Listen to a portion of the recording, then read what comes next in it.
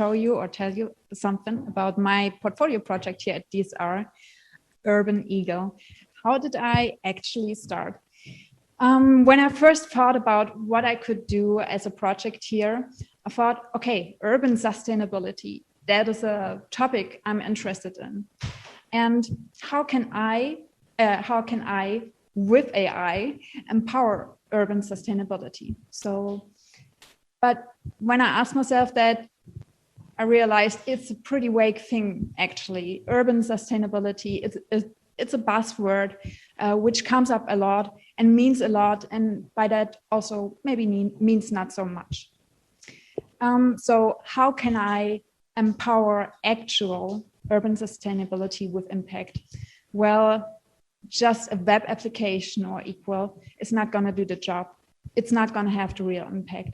But what I really need is to actually find the ones who drive urban sustainability and whom I can empower with information and transparency and everything they need to actually drive things. Now, who are advocates of urban sustainability? You might think. By that, I mean, first of all, it's city planners. People who actually change things, who plan where parks come, where trees come, how they're actually maintained, where construction sites are, where buildings can be constructed, etc. So these are the first people who have a real impact. Also, the citizens shape their surroundings, of course, in cities, in smaller towns as well. And of course, there's a lot of initiatives. There's NGOs, there's just small community initiatives who try to change with little projects. But where to start, where to go, and what actually changed, how to take track of things and make people actually reliant on what they have done. Well, and it's all about information. Where could I get this information from? Well, first thing that came to my mind was satellite images. Satellite images, as you can see here already, by just looking at this picture of Dresden, by the way, you see, okay, there's a lot of green, there's like a lot of grass spaces, maybe a little dry at some points. Also, you can see the water. And maybe if you actually know about this topic, you could say how the river itself might be doing, how the water quality is doing. You also see a lot of rooftops. Some would possibly be a good place for a solar panel, maybe. There's so many things you can see just from looking eagle eye view from top onto a city that also actually AI can see if you teach it. So what does it actually need to get impact on urban sustainability and push projects which improve not only the environment, but also itself as a place to live? Well, I thought about 4 things which really are crucial here. First of all, of course, it must be relevant metrics and also understandable metrics, which all people can get a good grasp on and also understand what they actually mean.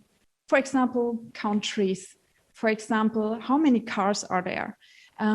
For example, how well is the vegetation right now doing? Another thing to really get impact is it must reach a lot of people. So there must be a scalability, first of all, so we can use this tool amongst many different places on Earth. And also it must be accessible, so it shouldn't cost a lot, right? When now city planners, for example, try to get some information, often they have to finance really expensive research projects, and then also they might just have one timestamp of data, which then is really, really precise and accurate, but maybe also hard to understand. So the next thing would be really to make things comparable. One thing that needs to be comparing is how does actually a sustainability metric evolve over time. So what did change? What then we can also see if, for example, a drastic weather event happened, what changed after that? So there's a lot of things we can do when we just compare different analyses. Of course, also comparing between regions, right? And get some real some real track on pushing cities and people who are in charge on performing on those measures. And the next thing, of course, it sounds dull, but I think it's really important that there's also some reliable reports afterwards with which you can share, which you can track, and which also make this whole thing more reliable. So those are the 4 factors I think are required to have real impact here and to really solve this issue. Now, let's come to what I actually did during the last few weeks for this project. I started with the intention of using satellite data because it is accessible everywhere, right? We have similar kinds of technology taking images around the world, so they're all they could all be used for the same analysis. Yet, unfortunately, the satellite pictures who are available for the whole world or at least for a huge coverage of it, and which are available for free, they don't have the right resolution. They have a 10 meter per pixel resolution, which you can already imagine is not enough to spot a single tree there. So I took another way and I used Google Earth. This is pretty much, it's not exactly the same as when you open Google Maps, but it is actually the same data behind. So there is some satellite images, but also just images from planes, so aerial images. The major restriction with that is actually the size of image I could download. So everything I did is always with the pixel size of 2400 by 4800 pixel. And this comes to a resolution of 30 centimeters per pixel, which actually satellites today can do. But again, those images are then not free of charge. There is, or this exact thing, this exact topic is also the main limitation of this project, because it's always, for now, just small images we can download and analyze, and also sometimes for the way they are taken, they can get somehow skewed actually, so they are not in a really precise raster there. Also, we don't have geo-coordinates, and we need to be a bit specific about which date to choose for weather reasons. Pretty simple. All right. Now I come to the 2 main features which I tried, since I think those 2 features represent the main metrics which are required to really make use of those images. The first type is object detection. In this case, I detected trees. The second type is semantic segmentation. So I took the image and pretty much divided the whole surface into different classes and different types, which you can see here on the right pretty drastically. All right, so let me first tell you about object positioning and finding the right localization of trees and also be able to count them. This was a 2-step approach. So first I actually identified the trees and then I gave the position some fine tuning. So let me start with the identification.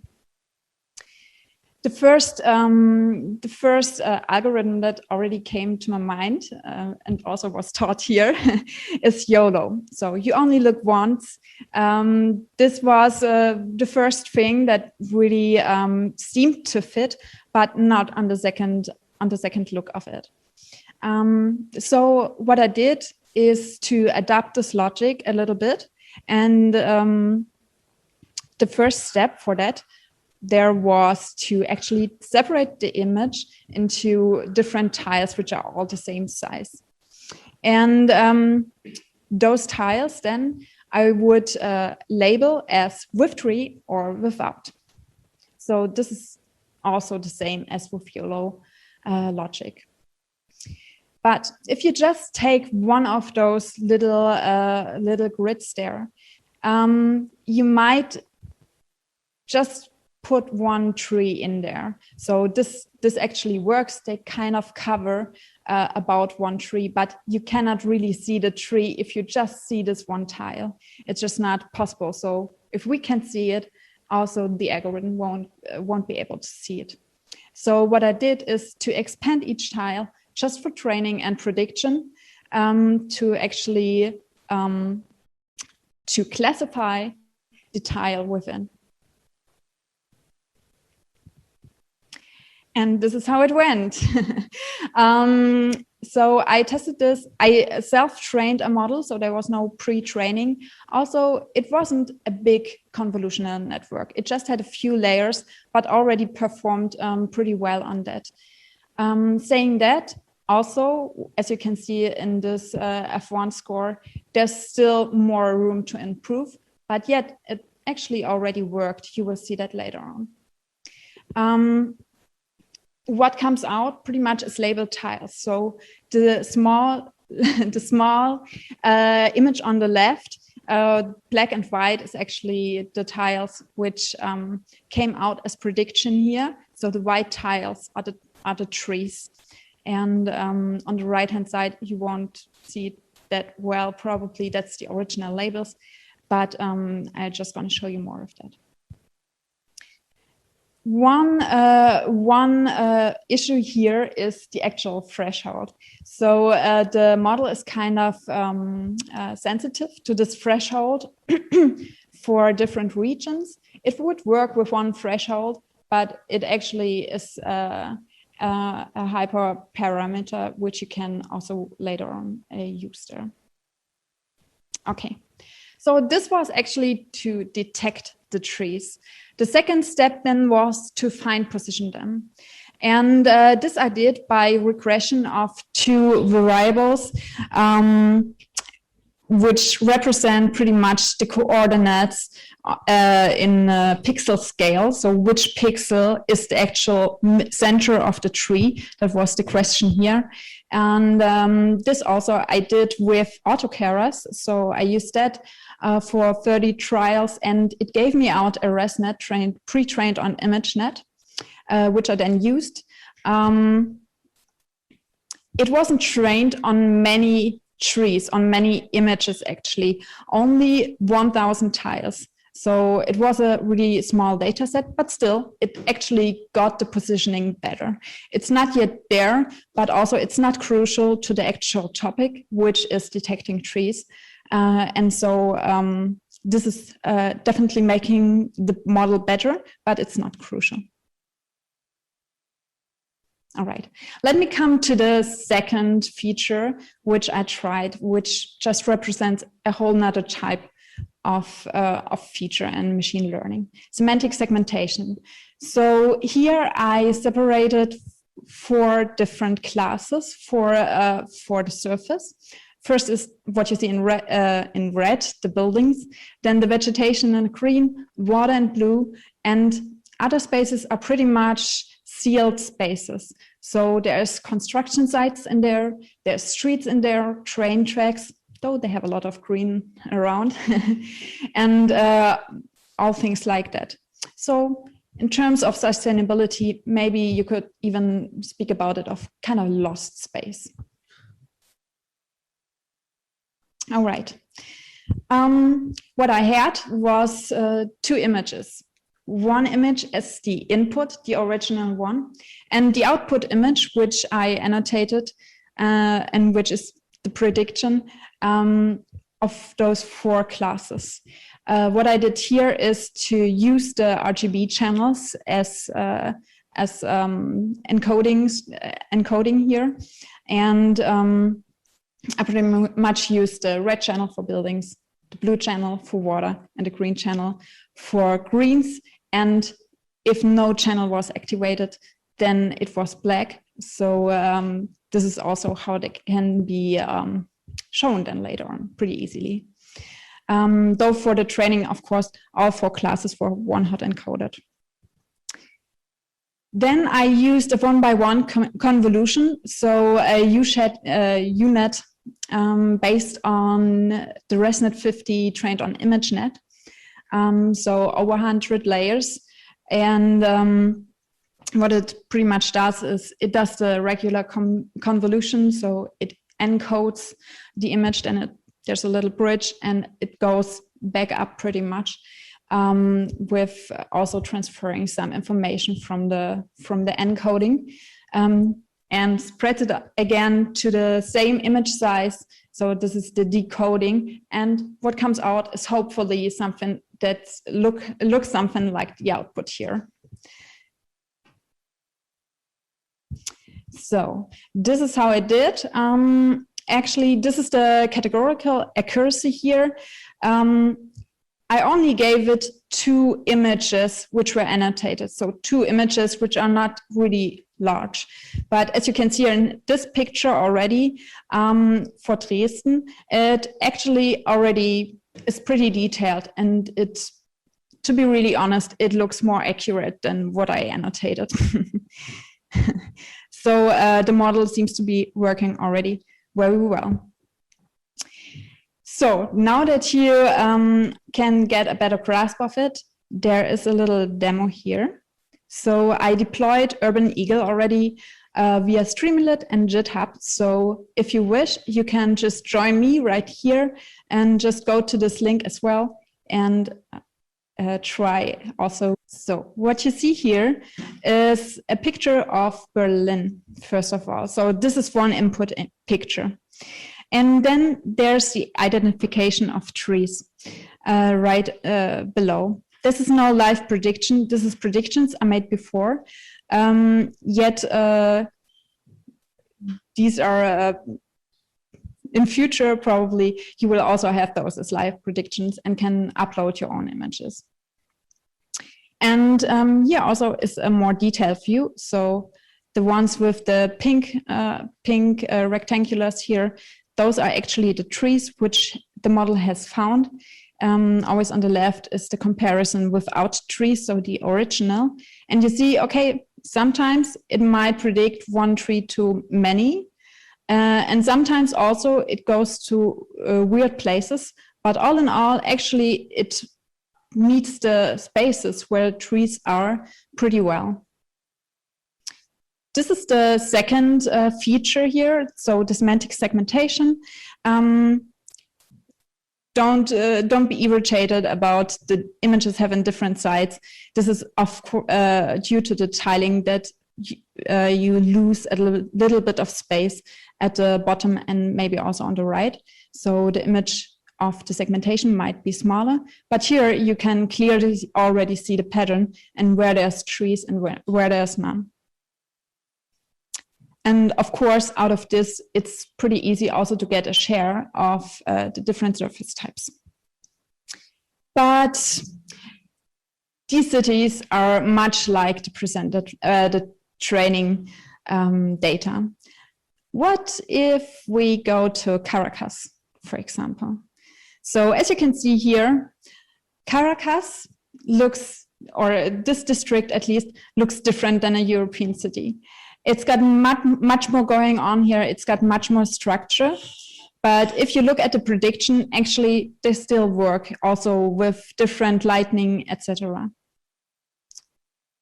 Same goes for semantic segmentation. So this is pretty detailed here, but it actually matches if you take a closer look, which you can, of course, always do later on, just going on a website. And another one may be interesting, Marrakesh, because what you see here is that the houses are simply really different from above. And so let's see how the models do here. With the trees, you already see maybe not all the trees are captured here. So this is pretty clear to see here. But then again, maybe those trees are just too small because there's also some threshold for annotation. When it's a bush, it's too small. And when it becomes a tree, which you annotate. So that's not too far off from the annotation itself. And also for the semantic segmentation, it already works. See, it has been trained on Berlin and on Dresden images. So those two cities are pretty similar to looks from above, but this is way different. And still, it seems to work. Let me come back to the initial question which I had. How can AI empower the advocates of urban sustainability? I also gave you 4 criteria, which in my eyes are relevant to this. And let's go through them again and see where we are with this. Are we there yet? The first was coherent and relevant metrics, first of all. We've seen 2 types of metrics. There's a whole lot of things which we can still add, which are still pretty much close to what I tried before. So there are a couple of metrics already covered with that. Accessible and scalable. Well, it is, first of all, it's free online. If I can get the API running to have images from all different locations just through the web app, that would be a huge step also to scalability. Comparable and objective. Well, it's an AI algorithm behind, so you can repeat it with the same model. You can do the exact same model, apply the exact same model on different times on the same space, but different times to compare how things developed. You can also compare different areas with each other. So this is kind of given for this topic. And reports and UX. So here, no, we are not there yet, but yes, this is definitely possible with this tool. So I could tell you a lot about what next steps are in order, what next steps can be done. So there's a lot, but the most important message here is that this is a technical proof of concept for Urban Eagle, and to decide what features to develop next and how this can actually create real impact, I first have to ask the people who should make impact out of that. So the users of this product. So this is really the next step for me. So thank you for your listening. First of all, before you say anything, I want to thank my mentors. Antonio and Tristan, and of course also Jose, and all the teachers of Data Science Retreat.